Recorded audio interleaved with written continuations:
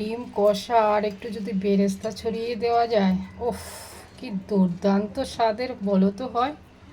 ভীষণ টেস্টি একটা খাবার। নমস্কার, আমি ত্রিপুরার মেয়ে স্বপ্না। মেইন কাজে আসি, এবার চলো। আমার মতো এরকম করে কয়জনে ডিম খাও বলো? দেখো, আমি এরকমভাবে ডিম খেতে ভালোবাসি। আর তাছাড়া আমার মেয়েও এই ব্যাটারটা তৈরি করে ডিম করলে খুব ভালো খায়, তার জন্য আমি এটা করে নিই সবসময়। এরকমভাবে দিয়ে দিয়ে ভেজে নেবো একটা করে।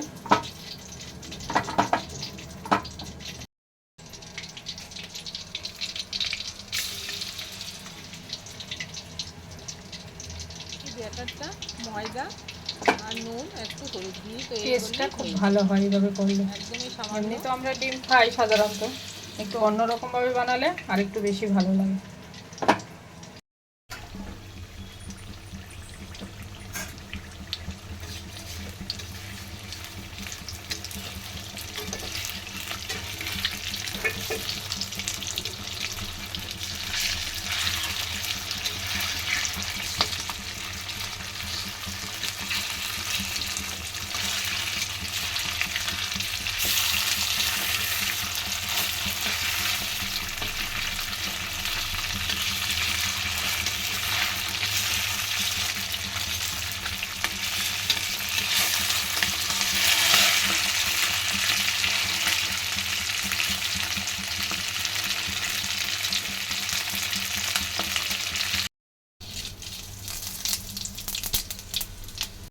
আদা রসুন টমেটো পেঁয়াজ পেস্ট দিয়ে দিলাম এর মধ্যে।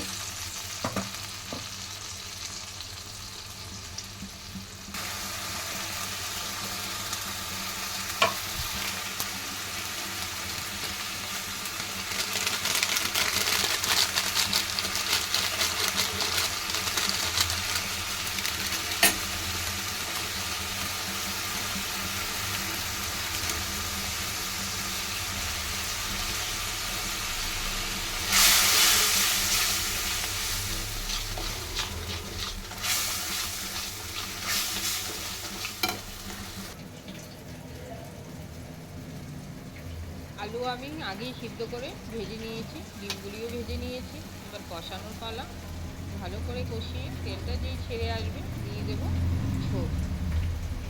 এবার ঝোলটা কতটা পরিমাণ দেওয়া হবে সেটা তোমরা দেখতে থাকো। আর ঘন ঘন যেই হয়ে আসবে তখন আমি নামাবো সেটা। এবার দিয়ে ফুটাতে থাকবো যতক্ষণ না ঘন হয়ে আসবে। তার মধ্যে এবার মাঝখানে আলুটা ছেড়ে দেবো, দিয়ে ফুটে আসবে। তার মধ্যে একটু ব্যাটার দেওয়া জলটাও দিয়ে দিলাম, ব্যাটারের যে জলটা ছিল তাতেও আর একটু ঘন হয়ে যাবে। এবার নাড়াতে থাকবো। যেই ঘন ঘন হয়ে আসবে, একটু ফুটে আসবে ভালোভাবে, তখন আলুগুলো ছেড়ে দেবো। তোমরা এরকমভাবে করে দেখো, বাড়িতে দ্বিগুণ টেস্ট বেড়ে যাবে। ব্যাটার দিয়ে ডিম রান্না করলে দ্বিগুণ স্বাদ হয়, তাই আমি এইভাবেই করার চেষ্টা করি। যেহেতু বাড়িতে ভালো খায় সেটাই আমি চেষ্টা করি। এবার হালকা করে নাড়াতে হবে, কারণ না হলে খুলে যাওয়ার ভয় আছে ব্যাটারটা। কেমন হলো অবশ্যই কমেন্ট করে জানাবে বন্ধুরা। ধন্যবাদ।